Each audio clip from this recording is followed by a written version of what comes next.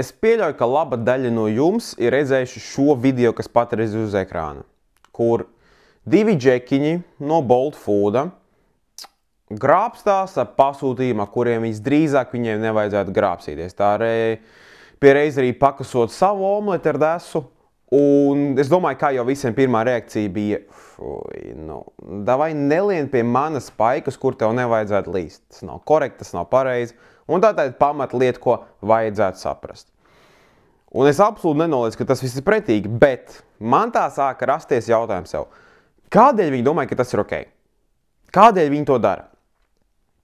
Un tādēļ es tā gribēju šodien uztaisīt video par kurjeriem vispār, jo es esmu bijis kurjers Rīgā, esmu bijis kurjers ārzemēs, un es uzskatu, ka šī nav problēma ne tikai kurjeru pusē, bet šī ir arī problēma aplikācijās, kuras realizē šos visus pakalpojumus. Un es uzskatu, ka problēma arī patērētāju pusē, jo tā nav tikai kurjeru vaina. Tādēļ, lai jūs saprastu, kādēļ es to saku, no kurienes nāku, varbūt parādīšu tādu informāciju, ko jūs vēl līdz tam neesat redzējuši. Tādēļ, ja jūs gribat redzēt šo visu, saprast manu viedokli un gribat padalīties ar savējo, droši rakstiet komentārus, like, subscribe, bet pirms tam visam paldies par uzmanību. Es domāju, būtu korekti sākt ar manu pirmo pieredzi kurjera sfērā, tieši tajā home food deliveries, kas man bija apmēram 21. vai 21. gadā, 20. gadā, tā kā Covid sākās principā. Tajā laikā es studēju Nīderlandē, Rotterdamā, un tajā laikā vajadzēja kaut kādu part-time jobu, lai vienkārši, izmaksas nosakt. Skatot visu kaut kādas iespējas, un Nīderlandē ļoti svarīgi ir tas, ka, ja tu gribi jebkādu sakarīgu darbu, tev vajag nīderlandiešu valodu, bet, protams, ja tu esi no kaut kādas Austrum Eiropas, no mūsu valstīm, viņi mentalitāte uzskata, ka mēs vēl aizvien esam zemeņu lasītāji, tādēļ viņi baigi neaizsiek mūsu un atstāj uz tiem sūdīgiem darbiem. Un viens no tiem sūdīgiem darbiem bija ēdienu piegāde. Tādēļ es pieteicos uz vakanci, kur bija ēdienu piegāde. Tāda pati aplikācija kā mūsu Boltiņi, viņi saucās Thausbesorgt. Es zinu, ka es nesaprotu, ko es pateicu, jo nīderlandiešu valoda vienkārši pretīga valoda, bet tas stāsts citai reizē. Pieteicos vakanci, un tur ir ļoti interesants koncepts. Tas nav darbs kā Latvijā ēdienu piegādē, ka tu piesakies, ka tu esi sava laika tur menedžētājs, whatever, dari kā gribi, cik tu gribi, ko gribi. Tā tur nav. Tas ir maiņu darbs. Tu vari izvēlēties rīta maiņu, dienas maiņu, vakara maiņu. Un es izvēlējos vakara maiņu, jo studijas pa dienu, darbiņš vakarā. Checks out. Vēl interesantākā daļa pa virsu. Ir viena centrālā lokācija, Rotterdams centrā, kur tu aizej. Un tur ir liels tāds warehouse, kur ir vairāk nekā 100 elektriskie riteņi. Tie elektriskie riteņi uz katru maiņu ir uzlādēti. Tu aizej tur, tev ir lokeris, tev iedod drēbes, tev iedod apmācību, ko darīt. Tai skaitā negrābsties ap citu cilvēku paiku, grābstoties savā molā. Nav baigi ieteicami. Bet viņi ļoti apzinīgi to visu dara, izmāca, pastāsta un maiņas laikā sūta tev riteni to visu darīt. Protams, tev nav izvēle, kurus tu pieņem, kurus tu nepieņem sūtījumus, jo tev vienkārši pasaka, kur jābrauc, un tu brauc. Bet godīgi sakot, tā bija vislabākā schēma, ko es līdz šim brīdim esmu redzējis. Jo, kādi ir bonusi? Tu atnāc uz darbu, tu zini, cikos tev būs, tev ir fiksēta stundas likme, plus dzeram naudu, ko tev cilvēks personīgi iedod. Tev ir nodrošināts darba ritenis, darba apģērbs. Kā rezultātā, ja tev maksā stundas likmi, tev ir atvaļinājumi. Ja nemaldos, man šeit tur bija pēc pārbaudas laika atvaļinājumi vispējami ir, kas skaitā kaut veselības apdrošināšanu. Ļoti pamata līmenī, bet tāpat ir. Un personīgi tā pieredze man viss sasūdīt labi, jo arī man kā kurjeram es ierados Nīderlandē neko nezinātams, domāju, ok, šis izmēr būtu ļoti labs veids, kā iepazīt pilsētu. Un es absolūti tam piekrītu. Lielākais bonus tam, kur ir darām, ir tas, ka es mēnešu laikā iepazinu visu Rotterdamu, es apmēram sapratu, kur kas ir, es varēju sākt orientēties, saprast, kurā rejonā es gribu būt, kur es labāk negribu būt, ko es gribu darīt, ko es negribu darīt. Tādēļ tajā ziņā fantastisks darbs. Plus, tagad tev maksā to fiksēto likmi, tev nevajag uzsvēties, vai tā nauda ienāks vai neienāks, vai tev būs ko darīt vai nē. Tā ir viņa problēma. Problēma, viss, ko tev izdarīt, ir atnākt, aizvest paiku un vienkārši paņemt naudu. Un es jau 2 nedēļu laikā biju laikam numur 1 kurjers, kas bija tīri no efektivitātes ziņas. Tādēļ reāli, darbs bija galīgi easy. Un tādā laikā es domāju, ok, labi, man ir tīri laba pieredze to kurjeru lietu, un man tie viss patika. Un tad, protams, pamainījās laiki, ieradās Covid, pārvācos atpakaļ uz Latviju. Atgriežoties Latvijā, izdomāju, ok, labi, man nav dīši ko darīt, bija kaut kādas tukšais periods, nekas īsti nenotika, pārējais laiks, domāju, labi. Zini ko, Nīderlandē man bija tīra laba pieredze ar kurjeru darbu, varētu kaut ko tagad pamēģināt Latvijā padarīt, vienkārši tā for fun. Nu, lai kaut ko es vismaz daru, nesēžu mājās, vienkārši neko nedarot. Ok, labi, bet Latvijā nebija tāda pieeja tam riteņu velo pasākumam, kā bija Nīderlandē. Tādēļ es domāju, zini ko, fuck it, es ņemu mašīnu, es pabraukāšu uz mašīnas, vienkārši Latvijā es biju pārāk slims, lai brauktu ar riteni, plus man nebija ritenis, tādēļ man pirkt riteni, lai pamēģinātu, ko es to izdarīt, negribēju. Tādēļ es domāju, labi, davai, plāns sekojošais. Paņemšu mašīnu nomā, jo tajā brīdī man bija mana mašīna, kuras baigi negribēju lietot tam visam pasākumam, paņēmu nomā mašīnu, paņēmu somas, visu kaut ko un sāku brautāk apkārt. Un arī, kur mana atvērta Volt partnera aplikācija, un šeit varat redzēt tos visus payoutus, kuri man ir bijuši. Un 23. gadā var redzēt, ka kopsummā es nopelnīju aptuveni 290 eiro. 290 eiro. Pirms var vaļā breakdownu par šo visu. Tīri izmaksas, kuras man bija. Tās nedēļas laikā, plus mīnus 2 nedēļu laikā, nedēļas laikā, jā. Es braukāju 5 dienas, plus mīnus. Tās visas standarta 8 stundas. Par mašīnu man bija 90 eiro, 95 eiro nomas nedēļu, degvielas čeki 40 eiro. Plus es ierēģināju kaut kādus tur pusdienas kaut ko lidlo, ko varētu paņemt vai ko, principā. Un es sarēģināju, ka pēc tam visām izmaksām, kuras man ir bijušas, plusā ierēģinot 20% tur pašam darbinot no nodokli, es nedēļas laikā tīrā peļņu uz rokas un palika 80 eiro. Strādājot 5 dienas nedēļā. Un es nezinu, kā jūs, no 80 eiro nav īstā nauda, par kuru, lai izdzīvotu stabili cilvēks. Bet tas ne šur, ne tur. Tas jau bija pagājušo gadu. Bet es gribu tā, 23. gada payouts jums parādīt, lai es apmēram vispār saprastu, ko kurjers saņem. Jo pirms tos arī rādu, ir atkarīgs, vai tu esi ar riteni, ar skūteri vai ar mašīnu, un kuros rajonos tu esi. Un piegādes distance arī nosvar. Tātad piesim vecāko payout, kas te man ir, un reku mēs varam redzēt, pa 4 dienām kopā 182 eiro. Un ja mēs pastamies, rekur 250, 350, 4, 20, un arī viss ir praktiski atkarīgs no tām distancēm un galvenokārt gaidīšanas laika, bet var redzēt video 4 eiro, 4 eiro, 3 eiro, 4 eiro. Regu kaut kādi super garie, te bija, ja nemaldos, no kaut kādas spīces uz lidos bija jāvērt, te bija kaut kādi rekur 7 eiro ar kaut kādiem tipiem. Tipi arī atšķirīgs, vai te veidot rokas, vai te veidot aplikācijā. Aplikācijā tehniski tev nevajag nekādus procentus nos, bet, nu, es līdz galam ticu, es arī īsti nezinu. Bet re, ko redzēt, tos videos ir par uz 3, 4, 2 eiro atkarīgs, nenormāli no distancē, nenormāli gaidīšanas laika. Bet es rādīju aptuveni, nezinu, tur no 12 dienā līdz 8-9 vakarā ar pusdienu pauzi, nu, 5-10 minūtes. Faktiski neko vairāk es arī negribēju, jo vienkārši, nu, močiem uz priekšu.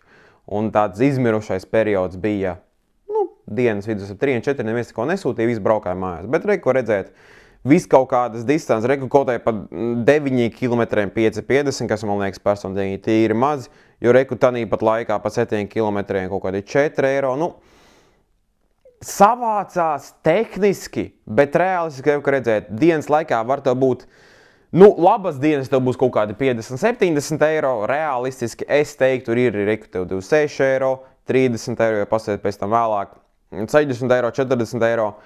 Nedēļas griezumā es teiktu, ka vidēji tev diena varētu būt, nu, 30-40 eiro. Un tā bija tā nedēļa, kad es pamēģināju sapraku, te īsti nebūs. Negāja, paņēmu citu darbu. No tā darba, ka es prom domāju, labi, davai pamēģināšu šī gada, nu, re, kas mums te ir, principā, aprīlis. Nu, aprīlis bija pamatīgam izskats. Tur es, principā, savu mašīnu braukāju, un, jā, nu, reku kaut kāds, reku mums ir 60 eiro dienas, reku, nu, 50 eiro dienas, un dažas tur bija vispār, nu, bot, un rekur, šitā bija interesanta diena, 11. datums, kurā brīdī es sapratu, ka te nebūs, jo rekur, pieņemsim, 10. 11. aprīlis, nu, te vispār nebija ko darīt. Vispār tā, ka nebija ko darīt. 11. datumā, kādēļ man bija viena piegāde, sāku 10. darbu. Man bija šī viena piegāde 12. dienā, un pēc tam es nosēdēju stundu. Stundas laikā gaidīdams nebija neviena piegāde, kā rezultātā man vienkārši izmet ārā no aplikācijas un pateica, ok, labi, viss čau, bratan, tev nav ko darīt vispār. Un tajā brīdī es saku, ok, šeit laikam nebūs ko darīt. Labi, fine, nākamajā dienā tur bija 70 eiro, bet pēc tam es sapratu, ka šī nav lieta, kas strādās ilgtermiņā. Bet, nu labi, ok. Kāpēc es visu to rādu? Nu, kā? Pirmkārt, lai saprastu, kādas par šīs visas izmaksas ir, jo es varu teikt, hand on heart, ja tu brauc mašīnu, šis neatmaksāsies. Kā latvietim, nē, tas nav iespējams. Jo, ja tu ierēķini amortizāciju, izmaksas, degvielas izmaksas, laika izmaksas, es teiktu, rūpīgi rēķinot, ja tu ņem vienu piegādi aptuveni stundas laikā, es teiktu, ka tava alga uz papīra, pat pirms nodokļiem, pirms izmaksām, būs aptuveni 4 līdz 6 eiro stundā atkarībā kā paveicās. Bet tev vēl bonus pavisam virsam sekojošais. Tev ir sava mašīna vai nomā mašīna, kuriem neinteresē, kas īsti notiek. Tev ir jāmaksā tas viss. Ja tev ir nomas mašīna, tev jāparūpējas, ka tu vismaz sākumā, dienas pirmajā pusē atcīt to dienas maksu pa mašīnu, un pēc tam tikai dienas otrajā pusē varbūt kaut ko sāc pelnīt. Ja tev ir tava mašīna, tad vienu dienu tu vari nopelnīt 70 eiro, abladāts, reku tur riepa pāršāva. Reku tur tev dvacents par riepu, pa kaut kādu lietot riepu, plus vēl 10 eiro montāži. Vai to gultni sāk gaudot, reku tev vēl 50 eiro mīnusā, plus vēl montāži. Ka rezultātā tu vari vienkārši braukāt, cerībā, ka tev mašīna nesalūzīs, un cerībā, ka kaut ko nopelnīs. Bet tas nav uzturami. Tas ir iemesls, kādēļ visi kurjeri Rīgā, kas braukā, ir ar vienkārši nojātām mašīnām, visdrīzāk ar Somijas numuriem.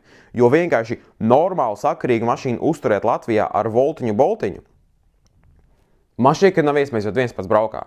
Un man ir nojauts tādēļ, ka viņi braukā tik daudz arī mašīnās, vairāk džeki reizē, ko vispār valsts, ja nemaldos, ir aizliedzis. Ir. Vienkārši, lai viņi uz mājām braukātu, lai viņi vienkārši kaut kādas gals vēl kopā, jo es neticu, ka viņi vēl gals kopā. Tas nav vispār iespējams. Bet tagad ir runāja par tiem pašiem kurjeriem. Ko citu mēs dabūtu? Tu gribi teikt, ka tu tagad sēdi otrā pusē šai kamerai. Domā, ka ok, kurš uzņemsies par 4-5 eiro stundā čakarēties, sēdēt trafikā, sēdēt kaut kur lietus laikā ārā, kas salst, drošīt savu mašīnu, vienkārši, lai kādam paiku piedāvātu? Nē, neviens to normāls nedarīs. Un tas pašs aplikācija, jo to arī ļoti labi saprot. Tas jau ir iemesls, kādēļ mēs paļaujamies visiem indiešiem, ārzemešiem, turkmeņstāņiem un kazahstāniešiem. Tad, ka viņiem atbraucot uz šejieni, nopelnīt tos 200 eiro nedēļā ir afigēna salīdzinājumā ar viņa algām. Tādēļ viņi tur visi močī. Jo vienkārši neviens latvietis visdrīzāk neies tur to darīt. Jā, cik es saprotu, Covid laikā vēl bija ok, kad cilvēki teica, ka mierīgi varēja sotaku dienā izcelt. Es laikam 90 eiro nopelnīju vienā dienā, ka es maucu aptuveni 10, 11, 12 stundas. Tā bija viena reize, jo man nenormāli labi sanāca un viss kaut kā rulējās, jo cilvēki pasūtīja. Bet pasūtīņi sāk palikt arvien mazāk. Cilvēki vienkārši pasūta mazāk, jo mēs pažinām patreiz ekonomisko situāciju. Es vakardien aizies veiklā, gribēju vakariņas uztaitīt, labi, es paņēmu viņš puto, bet tāpat bija rēķins 30 eiro ir vienā vakariņā. Come on, tas nav normāli vispār. Tādēļ es nevaru pamest, ka cilvēki mazāk sāk pasūtīt, jo vienkārši mazliet ir jāraujas atpakaļ, nevar konstanti pasūtīt. Bet rezultāts ir kāds? Kur jau mazāk darbs paliek uzreiz? Mēs jau esam tie, kas ierauj sūdu, ne jau klients. Un bonus ir kāds? Atvaļinājuma laikums ir? Nē. Atvaļinājuma apmaksā? Nē. Ja mašīna nolūdz kaut kas mums apmaksāts? Nē. Ja kaut kas avārija kaut kāda noteikuma, mēs kaut ko apmaksā? Varbūt Volts kaut kādas ēpas sūdīja, ka ķipa kaut kādu kompensēšanu vai kaut kādu apdrošināšanu laikam var pieteikties, bet tā ir kaut kādas Eiropas Savienības apdrošināšana. Es nevēlos viņu baigi komentēt, bet man nav slēgt, ka tā ir baigi laba apdrošināšana. Tādēļ es tu neko baigi neteikšu, bet es vienkārši personīgi nereiķinātu, ka tev ir kāda veselības apdrošināšana ir. Un tu visu to dari par kaut kādiem 4, 5, 6 eiro stundā. Un jūs tiešām domājat, ka jūs to darīs?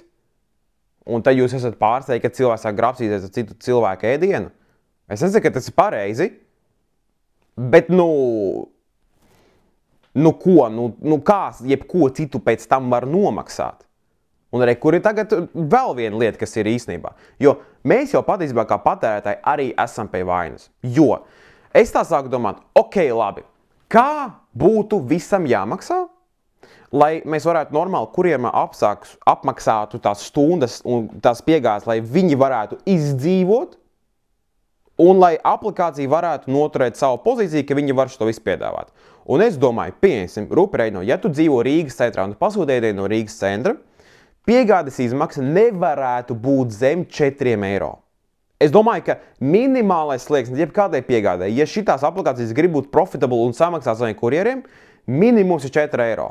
Es domāju, ja tu gribi pasūtīt kaut ko normālu, nezinu, pēc dzīvo Rīgas centrā un gribi pasūtīt no Liģika, bez 5 eiro piegādē nevajadzētu būt. Tagad sākumā maķīts, ka viņš atvērās aplikācijas, bija 4 eiro pa piegādi. Es domāju, tas ir absolūtākais standarts, kam ir jābūt, lai šitas būtu pa nulēm. Es pat nezinu, vai peļņā šis varētu būt. Bet tu maksā 4 eiro pa piegādi. Ja tu gribi pasūtīt kebabu, kas maksā 10 eiro, un to piegādi būs 5 eiro, plus kaut kādi tur centi par komisiju, par kaut kādu apstrādes maksu, tu maksās? Protams, ka nē. Un aplikācijas to ļoti labi saprot. Tādēļ ir bezmaksas piegādes, atlaides kaut kāds, tikai lai viņi dabūtu cilvēks iekšā, jo viņi saprot, ka šobrīd savādāk viņi nevar dabūt. Bet te arī es zinu, ka Volts tagad palaid šito abonementu Volt Plusu. Ko? Ja jūs skatāties, lūdzu, Dieva dēļ, nekādā gadījumā neņemiet. Jo, lai jūs saprastu biznesa modeli, kā vispār Voltiņš strādā. Redzi, visām tehnoloģijas aplikācijām, Volti, Bolti, Uberi, sauc kā gribi. Viņiem nav nekādi aseti, nav nekādas lietas, kas viņiem pieder. Viņiem šitas te, kaut vai iPods, pieņemsim, viņiem viņš nepiederēs. Viņi ņems viņu līzingā uz domu, ka rezultātā viņi maksā to summu, cik viņiem vajag apmaksāt, bet viņiem visdrīzāk nekas nepieder. Un tā ir tīri liela problēma kaut kādai vērtībai, jo vērtība var būt to, ka viņiem ir klienti, viņiem ir dati, bet tā viņiem kaut kādu peļņu arī vajag. Tad ir tā, ka gan Boltiņš baigos mīnusos ir, Volts arī visdrīzāk mīnusos ir, un viņiem vajag peļņu. Un labākais modelis, kā šobrīd mūsdienās tehnoloģijas kompānijas pelna, ir abonementi, subscription services. Tas ir absolūti zelta standarts, jo abonements tev garantē reizi mēnesī kaut kādus ienākumus. Pofīgi eiro vai 5 eiro ir garantēta peļņa, ar kuru tu pēc tam vari apmaksāt ikdienas izmaksas. Bet kur ir mīnus šim visam? Es uzskatu, visdrīzāk kā šitas izvērtīsies Volta gadījumā. Tagad viņi piedāvā pa 5 mēnesī, paņem abonementu, to viss beigās bez maksas, tev kaut kādi deali ir, whatever. Forši, tu sāc to abonementu, tu sāc maksāt par to visu. Bet, ja tu par to maksā, pārējiem arī par kaut kā tu visu jāmaksā, jo es izmantoju pakalpojumu bez maksas, kaut kur man sāk celties cenas. Un kas notiks? Tātad, tu paņem abonementu, es nepaņemu. Man tā parastā piegādes maksa sāk lēnām celties uz augšu, līdz tam punktam, ka tā izmaksa par piegādi būs tikpat liela, lai es domātu, ka, zini, ko vispār abonementu varētu paņemt, tas beigās nāk tikpat, vai ne pat mazliet lētāk. Viss sāk lēnām pārēt uz abonementu, apladāts. Abonementa cenas sāk lēnām celties. Un, ja es domāju, ka tā nebūs, paskatieties uz Spotify cenām pēdējos gados. Visu laiku lēnām iet uz augšu. Jo parasti izmantot Spotify bez prīmiuma ir praktiski neiespējami. Es vispār to neatbalstu. Tādēļ tu vienkārši samaksā, lai tu varētu normālu aplikāciju izmantot. Tas tieši tas pats, kas notiks ar Voltu. Šobrīd viņš ir 5 eiro, cilvēks sāks lēnām pārēt uz Volt Plusu, un tad būs 5 eiro, 6 eiro, 7 eiro, 10 eiro. Parastās piegādes arī būs vēl 5, 10 eiro, ja viņi līdz tam vispār novilks. Un tad tas paliks absolūti nepamatos pakalpojums, ko es par nekādā veidā neattīstu. Tādēļ jūs lūdzu izmantojiet Volt Plusu un neizmantojiet. Vienkārši izmantojiet to, kā patreiz kā aplikācija ir, jo tas ir vienīgais veids, ja jūs gribat vēl aizvien būt slinki un pasūtīt to ēdienu uz mājām, tad jāsaprot, ka tam tā arī vajadzētu palikt. Bet es arī uzskatu, ka problēma ir aplikācija pusēs. Jo es atceros, ka vismaz Covid laikā vai mazliet pēc tam es biju runājis ar dažiem restorānu īpašniekiem. Un zemākā procents, ko esmu dzirdējis, ka viņi ņem no, piemēram, pasūtījuma izmaksas, ja tev pasūtījums ir 10 eiro, Volts paņem, Volts vai Bolts, labi, neliksim vārds virsū, bet aplikācijas kā tādas ņem vidēji 30 līdz 50% no tās peļņas, ko tu samaksā par to sūtījumu. Piemēram, ja viņš ir 10 eiro, tad Voltiņš paņems 5. Plus pa virsu restorānam ir jānosēdz izmaksas par, ja nemaldos, visiem traukiem, maisiņiem, visām šitām te lietām. Tās izmaksas arī pašam restorānam jānosēdz. Kā rezultātā, tā kā bija Covids, šīs aplikācijas zmieģa viņus vienkārši nos, viņi saprot, ka bez šīm aplikācijām viņi nespēs izdzīvot. Restorāni nespēs izdzīvot. Tādēļ restorāna īpašnieki pierāvās, pieņēma, ok, labi. Tagad ir situācija pamainījusies. Cilvēki ir iet ārā, cilvēki ir iepirkties, un tagad es saprotu nenormālākos piedāvājumus dod abas divas aplikācijas, lai paturētu restorānus uz tāda kontrols pasākumu, lai viņi paliktu iekšā, samazina procentu, samazina izmaksas, dod kaut kāds piedāvājums, situācija pamainīsies. Bet, ja situācija kad pamainīsies atpakaļ, es domāju, ka visu restorānu īpašnieki saprot, ka situācija paliks tikai un vienīgi trakāka. Kā rezultātā, man ir sajūta, ka šobrīd mēs esam tādā ļoti neparastā situācijā, kad pirmo reizi vēsturē, ja mēs uz šo visu schēmu tagad tā vienkārši valkot visu schēmu kopā, mēs esam pozīcijā, kur vienīgais uzvarētājs šajā visā pasākumā ir mēs kā pasūtītāji. Jo kurjeriem maksā pa maz, restorāns izčakarē no visiem kaut kādiem klientiem, tādēļ, ka pat ja viņiem ir tie klienti, viņiem ir jāstrādā ar Volt, lai viņi vispār varētu jebkādu recognition dabūt. Un aplikācijām sūdīgi, jo viņiem vienkārši peļņas nav. Viņš tā nevar izdzīvot, jo es varu derēt jebkurai kompānijai. Food services ir vienkārši pilnīgākais loss leaders. Nu, es centīšos latviskot. Šīm aplikācijām izmaksāt, šo visu uzturēt ir dārgāk nekā viņiem peļņas vispār nekādas nav. Es atvičāju, viņiem nevar būt nekādā veidā peļņas šo visu. Jo ja kaut kas notiek ar sūtījumu un tev atgriež naudu, naudu atgriež tā aplikācija, ne jau restorāns. Restorāns tāpat to naudu saņem. Tādēļ, mēģinoši to visu savilkt murgu kopā, ko te vispār var izdarīt? Jo es uzskatu, ka mēs neizmantot šo pakalpojumu, ja viņš nebūtu labs, un nebūtu pieprasījums, šis pakalpojums nav labs. Nebūtu lietderīgs. Es nezinu, vai šis pakalpojums labs, bet viņš ir lietderīgs. Tādēļ, ko darīt? Nu tā, no kurjera puses un no aplikācijas puses, es uzskatu, ka varētu pamēģināt patiesībā to Nīderlandes modeli, ko es minēju, ka ir kaut kāda centrālā bāze, un kur aplikācija nodrošina kaut kādu varbūt maiņu darbu. Jā, tas izmaksātu vairāk, jā, tas būtu sarežģītāk, jā, tas būtu stulbāk, bet ja tiešām tās aplikācijas vēlas ilgtermiņā noturēt šo biznesu efektīvu, es neticu, ka tas modelis, kas patreiz ir, būs ilgtermiņā iespējams. Jo cilvēks sāk saprast, ka tas vienkārši nav iespējams. Jā, aplikācijas var paļauties uz ārzemniekiem, ka viņi to darīs, bet es neticu, ka ārzemnieki paši to baigi gribēs darīt un spēs to visu darīt. Tādēļ patreiz to modeli vajag pamainīt, jo savādāk tas nav iespējams. Restorāniem, ko es ieteiktu, man ļoti patīk Nīderlandē, ka katru reizi pat, ja es piesim vedu sūtījumu ar riteni, restorāns ieliek kaut kādu kartičku iekšā, saka, ka, reku, ja kas, ja tu pasūti pat taisno no mums, tu saņem 20% atlaidi no visu sūtījumu. Izmantoju to kodu XYZ, ja? Restorāniem vajadzētu dot kaut kādu piedāvājumu vai izrādīt interesi klientu pārokt no aplikācijas uz savu pašu restorānu. Kaut vai nezinu, no vairāk savus grib pasūtīt. Piezvani, pasūti, whatever. Aizie pakaļ, saņem atlaidi. Tas ir labākais, ko restorāns šobrīd var darīt. Jūs varat derēt, ka tu atlaidi 20% jums ielikt līdzi kaut kādā maisiņā. Būs lētāk nekā sadarboties ar tām aplikācijām. Bet dariet, ko jūs gribat. Un no mums, kā no klienta puses, nevajag apvainoties tajā brīdī, kad cilvēks sāk grapsīties ar mūsu paiku. Tas nav pareizi? Nē. Vai es to gribu, lai dara? Nē. Bet mēs esam tikpat atbildīgi pie tās situācijas, kur izveidosies. Jo mēs vēlamies bezmaksas piegādi ar atlaidu sūtījumu, lai atved mājas pēc iespējas ātrāk. Tas ir iespējams, ja visi pārējie zaudē. Ja jūs gribat objektīvi, lai jums normāli cilvēki ved to paiku, būs vienkārši jāmaksā vairāk. Vai arī, ko laikam cilvēki kaut kāda iemesla dēļ ir aizmirsuši, aizej uz to restorānu. Vai tiešām, ja tu vari pasūtīt paiku par 15–20 eiro, tu nevari aiziet uz restorānu, tur pasēdēt, tu nevari aiziet viņai pakaļ. Tiešām vai tik traki to izdarīt? Piereiz pasēdēt skaistā atmosfērā, paklausīties kaut kādu mūziku, pačilot, paņemt kaut kādu drinku. Kur tā problēma ir? Varbūt mazliet lētāk, varbūt mazliet dārgāk sanāks, bet izbaud visu pasākumu. Jo, jā, ir reizes, kad negribās nekur iet ārā, kā ārā sūdīgs laiks ir, bet tā, kad ārā labs laiks un vakarā nav ko darīt, varbūt iziet ārā patusēt, kaut ko paēst un tā socializēties. Un tagad ir tāda seja, ka mēs tādā nenormālā komfortā esam iekrituši. Pats jau arī baigi labāks neesmu, arī reizi vai divreiz nedēļā pasūtu. Ir tā, ka ir forši, dažbrīd vienkārši nenormāls bezs atnāc pēc treniņa, gribās kaut ko paēst, negribās neko taisīt. Jā, plus arī dažbrīd tu saproti, ka uztaisīt vakariņas par 30 eiro mājās ir mazliet dārgāk nekā pasūtīt par dešuku no šitā visa pasākuma. Bet tad es arī atceros, kāds viss ir iespējams. Bet konkrēti atbildi, ko es to izdarīt, man nav, jo es saprotu, ka šī ir ļoti sarežģīta pozīcija, un personīgi pat nesaprotu, vai šī ēdiena piegādes sfēra vispār pēc 5 gadiem vēl būs aktīva, jo peļņa viņiem īsti nav. Kā šīs izvērtīsies, es nezinu. Ko jūs pa visu to domājat? Ja jums kaut kāds viedoklis ir, droši rakstiet komentāru, jo man personīgi tāda sajūta, ka mēs tādā interesantā pozīcijā esam, kad mēs esam tie, kas iegūst visu labumu, un visi pārējie zaudēs mūsu rēķinu.